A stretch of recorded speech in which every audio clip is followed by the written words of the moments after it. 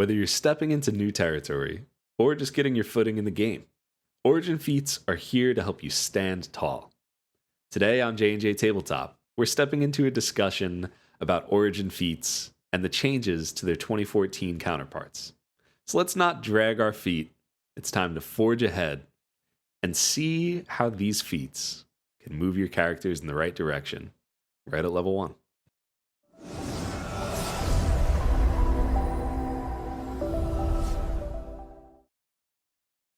Well, hello there, and welcome back to another J&J Tabletop video. My name is Jake, and with me, as always, is Josh. Origin Feats is kind of like a new codified official way that your character can have a first level feat. That was a very popular house rule that a lot of tables used. They're tied to your background. We did a video on that. You should check that out. But yeah, these ones are not technically like as strong as a general feat. You will not get an ability score increase when you select one of these, but they are going to enhance your character in some potentially significant ways. So, kicking things off with the alert feat. Josh, this is a classic one. I feel like it got slept on a lot in the 2014 rules, but we've got some changes.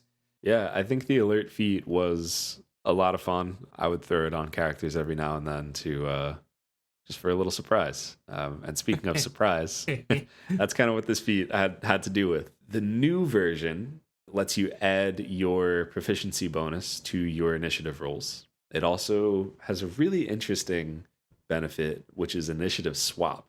After you roll initiative, you can choose to just swap with somebody else of your allies. They have to agree to it as well.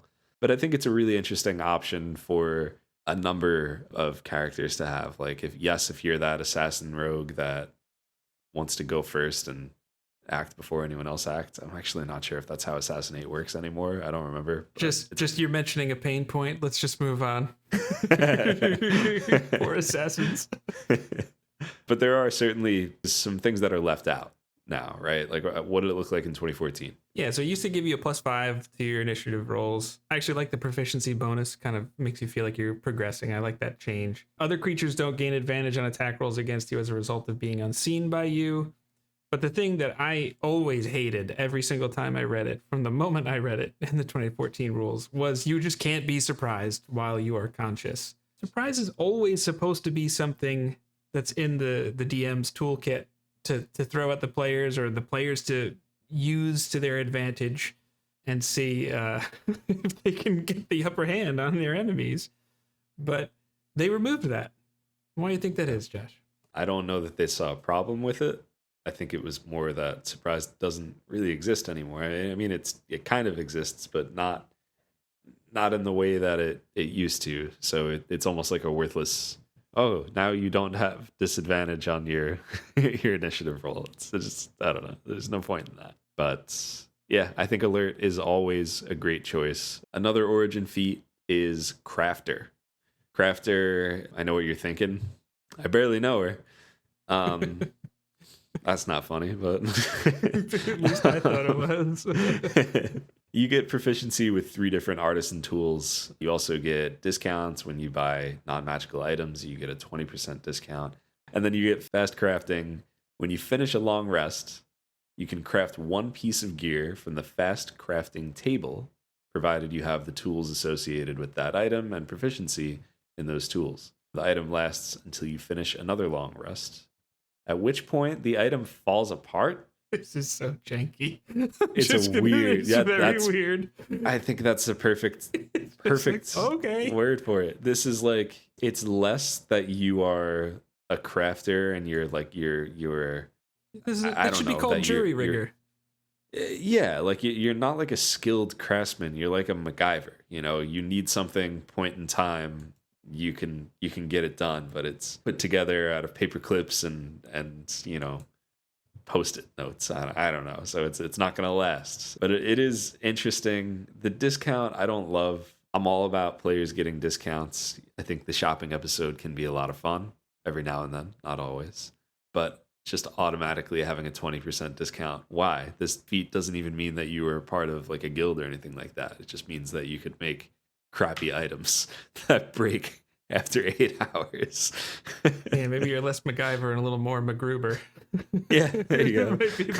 I guess that could be a fantasy in the right games, but I don't think a lot of people are going to be choosing Crafter, if I had to predict that. It's good for the charlatan background. I don't know if the charlatan background even exists anymore, but if it does, it's good for that. Fair enough.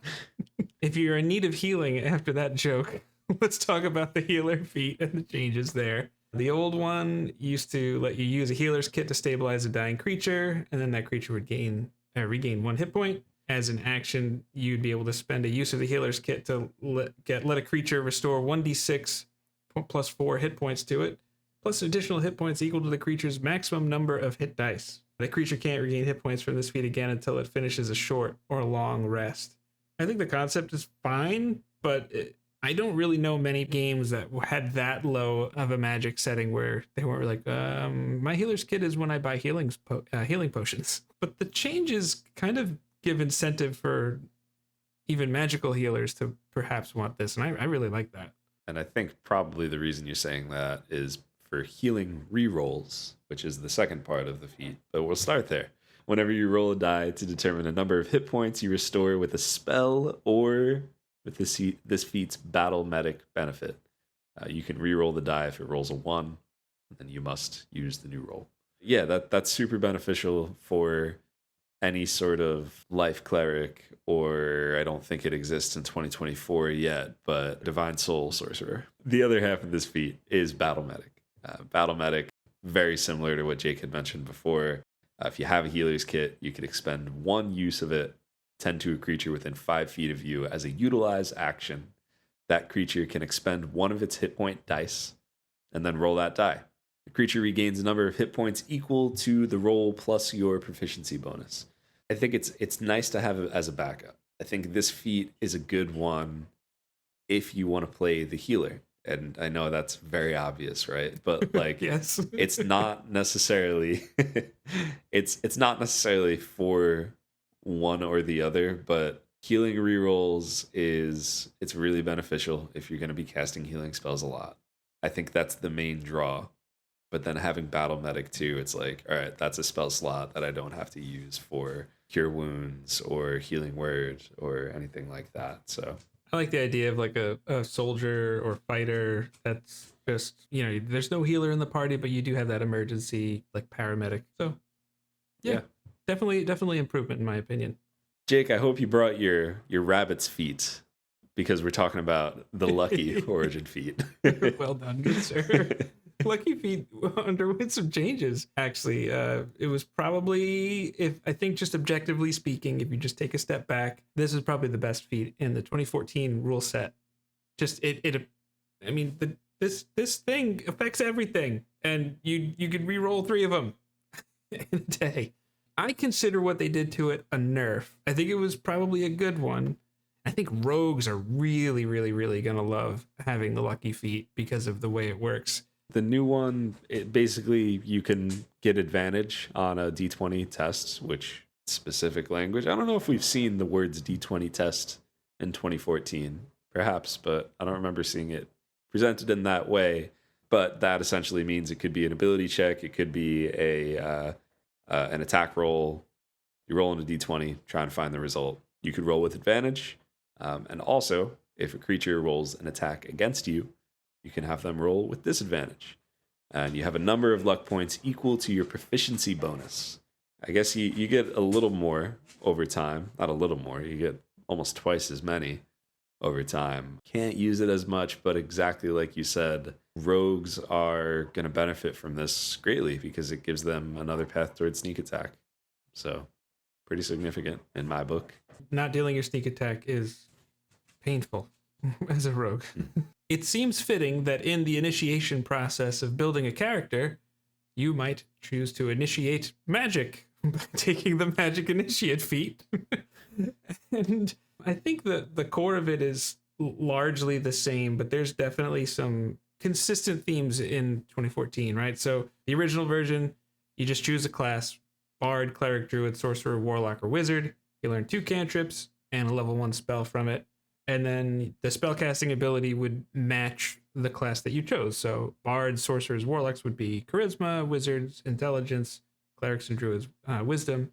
And then the level 1 spell you have, you cast it once per day, recharges on a long rest, and you don't even need to use a spell slot for it, but you can use spell slots on it in the future. This got updated pretty nicely, and I think this is most likely going to easily be one of the more popular Origin feats taken. Very similar. You get 2 cantrips, you get 1 spell, you get to choose cleric, druid, or wizard spell list. Interesting thing here, you're not tied to, if I choose wizard, I have to use intelligence as the spellcasting ability. You just choose intelligence, wisdom, or charisma, and that's the one that you go with. Definitely opens up more options, gives you a little bit more, I guess, freedom with how to work with it. The spell choice, I think, is still the same. Level 1 spell, cast it without a spell slot once per long rest, and you could also use spell slots that you have towards it. It's always prepared.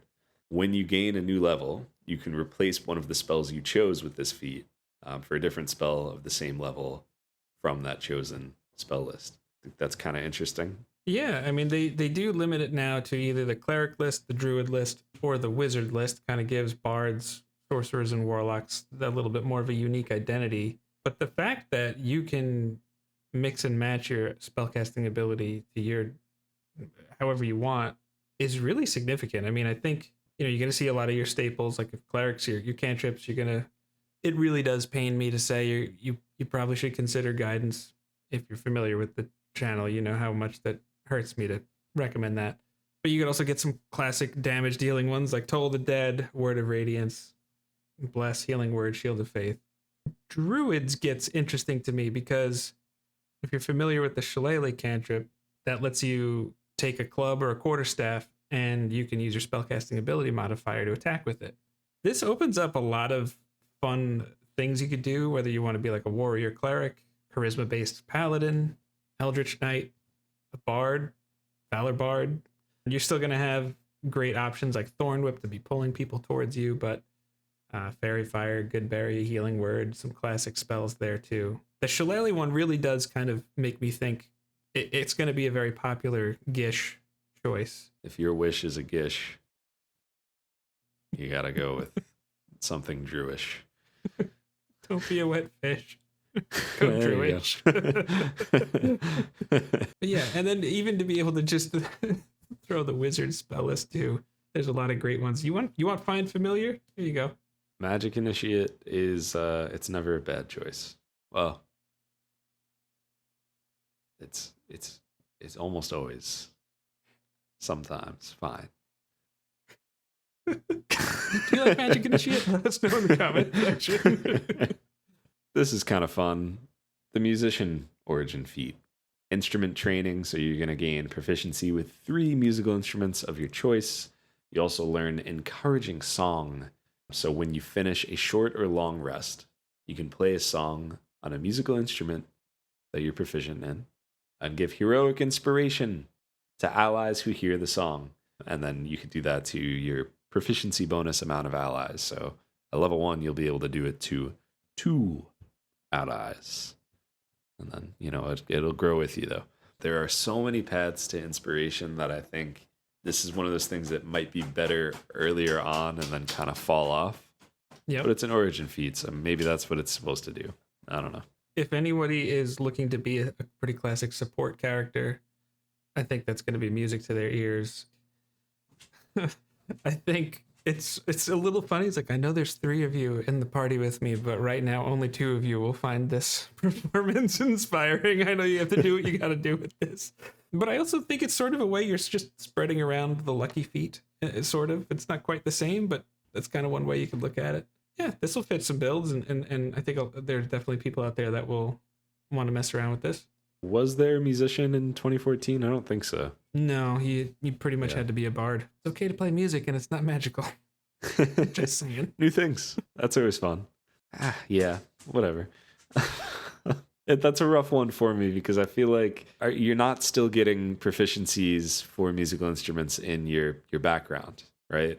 No, I guess I guess I should go back and watch our own video on backgrounds, Yeah, right. but I don't think it did. I don't think it did either, and I think that's a big thing that I don't love about a feat like this, or even like Crafter, because it's encouraging song is like, it's fine. I don't know. I just, I don't know. It's fine. I'll leave it at that. But that wasn't meant to be a savage attack on the musician feat as much as it was just it just wasn't your cup of tea. Just wasn't my cup of tea. But the next Origin feat, Savage Attacker, is pretty similar, right? You're trained to deal with particularly damaging strikes once per turn. When you hit a target with a weapon, you can roll the weapon's damage twice and use either roll against the target. Is that the same? It's exactly the same. It always got critiqued a lot by power gamers and keyboard warriors all over the place, being like, you're mathematically more powerful by doing X, Y, or Z. And it's like, I get it.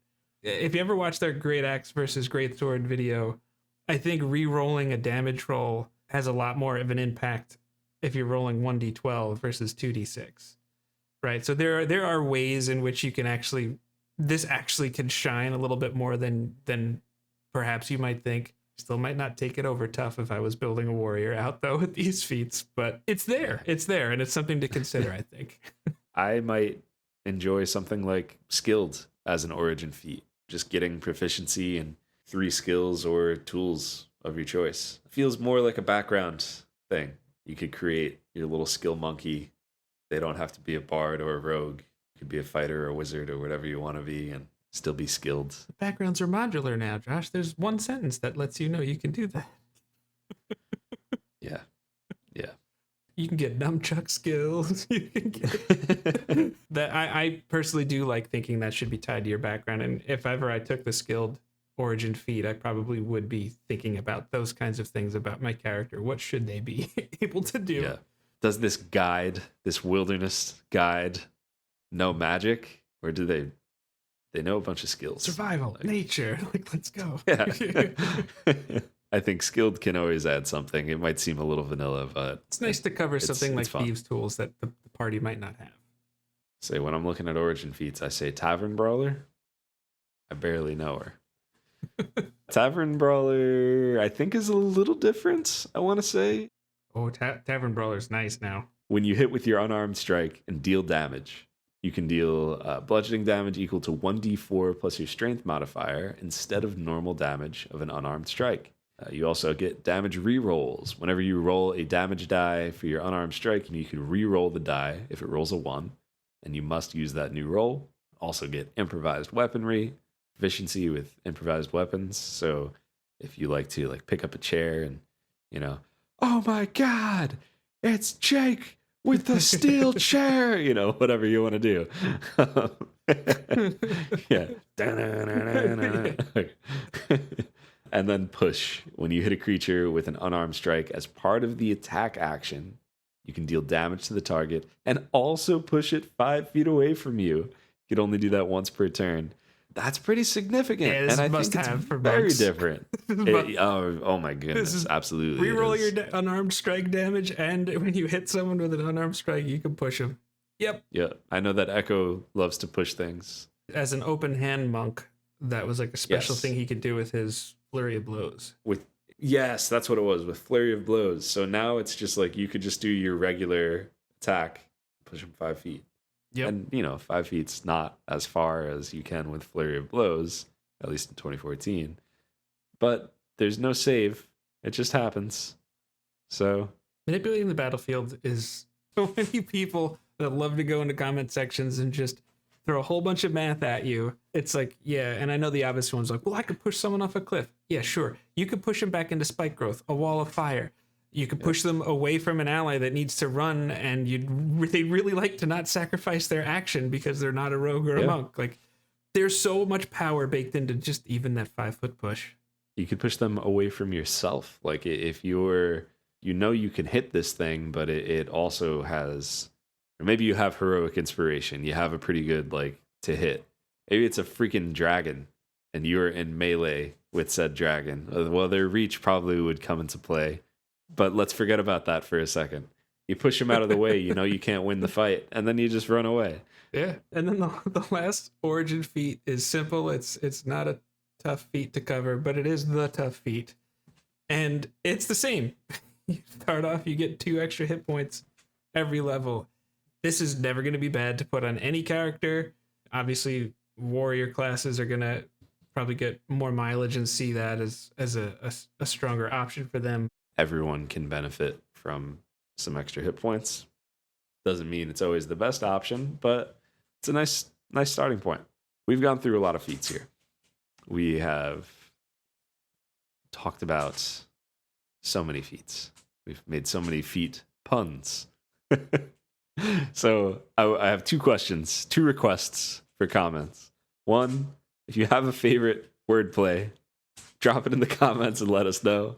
And then 2, if you have a favorite origin feat, drop that in the comments and let us know. Aside from that, watch one of those other videos that are on the screen. And we'll see you next time. Thanks. Adios.